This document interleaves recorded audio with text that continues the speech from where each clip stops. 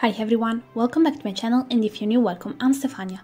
Today I'm gonna show you how to create these wonderful book covers all in the same size. I've already done a tutorial about this in the past, but today I'm gonna show you how to do this with Canva, and I'm talking about the free version. I don't have the pro one, not all.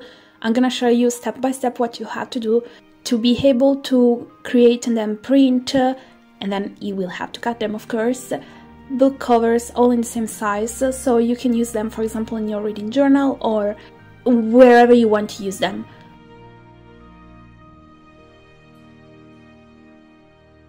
The first thing you have to do is save all the covers on your laptop.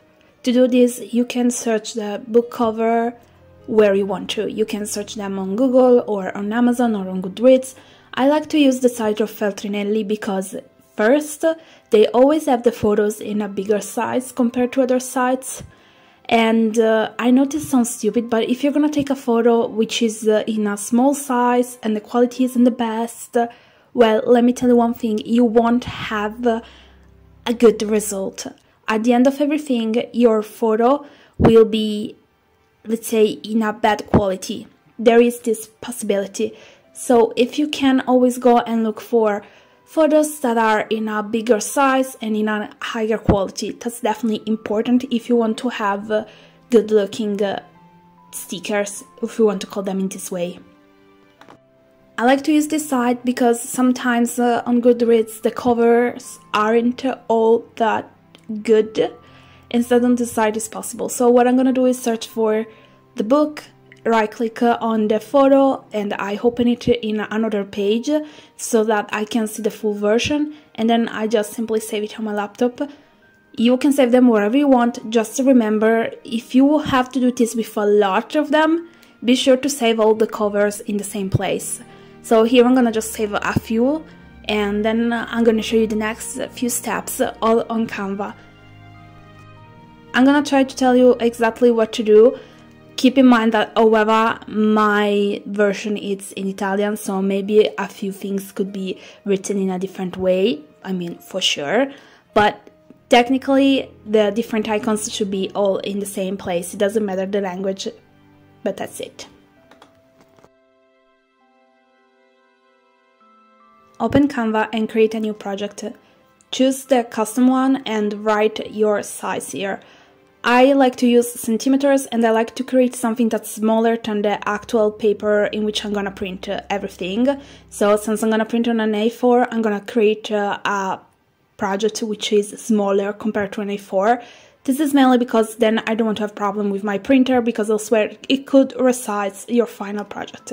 Once you've done that, go to Elements, and if you're gonna go down a little bit here, you're gonna find something about let's say adding photos with a frame. I don't know if it's called frames or how it's called, and select one. Once you've clicked on that, go in the position, and you can see that here you can change the size of that and write your actual size. For example, I'm gonna go with 2.5 centimeters and 3.5 centimeters.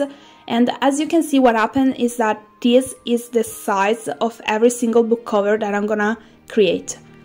Once you've done this, simply copy and paste or duplicate this for how many times you want to. I'm gonna duplicate it for a few times, and then I'm gonna just put them all in a line so I can have a wall line. And then I'm gonna be able to just select the wall line, and I'm gonna pass that one. Just keep in mind that if you're gonna put this one next to another without leaving any space, your book cover will be one attached to the other. This could be important for you once it's time to cut them, because some people I know don't like to have borders, some others instead want to have a little bit of border between one and the other. Just keep this in mind. The next step is uploading all the photos, so go in Uploads and select all the photos that you need to have, so all the covers of the books that you've saved, and give it the time to upload everything. This might take a little bit according to how many photos you are adding. You can upload them by selecting them or by dragging them in there. But then keep in mind that you have to give it the time. It's not that as soon as you put them there, they're all there. They need time to upload. And once they're uploaded, you can take the first one and drag it on the frame that you've created before. The picture will be automatically resized to fill that square. In this case, it's a rectangular one, it's not a square. But in this way, you can have all the covers in the same size. Here I'm just gonna delete all the other frames because I'm not gonna use them because this is just a simple tutorial. I don't need to do this. So I'm just gonna have, let's say, to print a few things and not everything. Then I didn't delete the other three that weren't a book cover. Once you've done that, it's time to save this file so that you can print it. I save it as a PDF that you can print. I don't know how it's called in English, I'm sorry, but I just save it in this way and I make it download it, and in this way you can now print it from your laptop. Again, if you only want the book covers, remember to delete all the other frames that you've decided to leave empty. Elsewhere, just like I've done here, there was this little mistake, and when it was time to print, I've ended up printing 3 of these frames. I think they're called like this in the English version. The last step is printing the page that you've just created. To do this, there are just a few things that you need to know. First of all, go and click on print and be sure to check your settings, and I'm talking about the printer one, because this is extremely important. To have good quality book covers, you have to change the setting of the quality. Don't leave it in standard, don't even leave it in high. If you have the change, you can change it. I don't know if it's like this in all the printers, but basically this is how mine works. There is the standard, the high, or there are other options, and this is what I do. I just bring that little tag all toward the quality.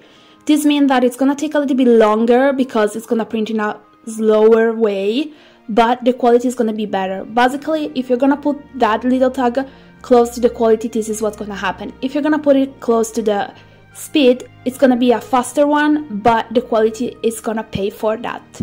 The reason why I've told you to create a file that was smaller compared to the paper is because when it's time to print, for example, my printer tells me that if the file is bigger compared to the format of the paper, the file will be resized to fit in, and this would automatically mean that your book cover won't be in the size that you created them. So this is basically what to do with Canva to create your own book covers. I know this might sound hard, but it's extremely easy to do it, and most of all, it's free. I don't have the pro version. Anyway, I'm still used to use Photoshop, so if you want to know how to do this with Photoshop, I have a previous video that's been uploaded and you can check it out. And in that video, I gave you also the option to use Google Documents. So this is the third way you can do this.